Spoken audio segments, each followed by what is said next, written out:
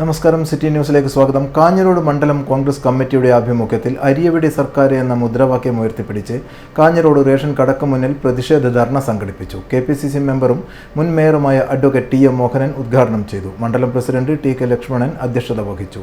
Sudheesh Munderi, Katteri Prakashan, MP Abdul Khader, K Gireesan തുടങ്ങിയവർ സംസാരിച്ചു. കേരളത്തിന്റെ എക്കാലത്തെയും വലിയൊരു സമരമുണ്ട്. ആ സമരം കൊക്കക്കോളക്കെതിരായിരുന്നു.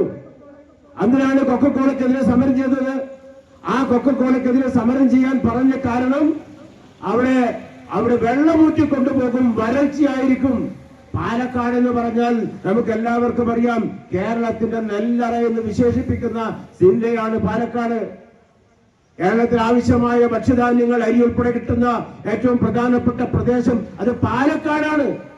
ആ പാലക്കാട് ജലദൗർലഭ്യമുണ്ടായാൽ അതിന്റെ ദൂരവ്യാപകമായ പ്രത്യാഘാതമുണ്ടാകും. അതുകൊണ്ട് കൊക്കക്കോള കമ്പനി പാടില്ല എന്ന് പറഞ്ഞ് സമരം നടത്തിയ ശാസ്ത്ര സാഹിത്യ പരിഷത്തുകാരെയൊക്കെ നമുക്കറിയാം, CPM-കാരെ നമുക്കറിയാം, കേരളത്തിന്റെ പൊതുജനത്തെ നമുക്കറിയാം.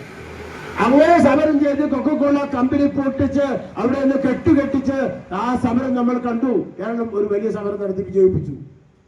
ഇപ്പോഴോ അതിനേക്കാളും വലിയ ജലദൗർലഭ്യം ഉണ്ടാകുന്ന, ജലചൂഷണം നടക്കുന്ന ഒരു കമ്പനിക്ക് അവിടെ മദ്യത്തിന് ഉണ്ടാക്കാൻ, ബ്രൂവറി ആരംഭിക്കാൻ ഒരു ഉറപ്പുമില്ലാതെ ലൈസൻസ് കൊടുക്കുന്നു.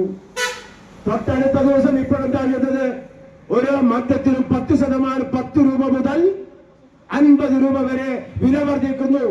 ആരാണ് ആവശ്യമാണ്? ആ വില വർദ്ധിക്കുമ്പോൾ സർക്കാരിന് എന്താണ് നേട്ടം? ജനങ്ങൾക്ക് എന്താണ് പ്രയോജനം?